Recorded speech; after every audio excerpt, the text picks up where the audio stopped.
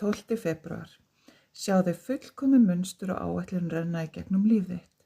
Það er ekkert tilviljanakennt, þó það gæti vist undarlegt allt samkvæmt minni guðlegu áætlun.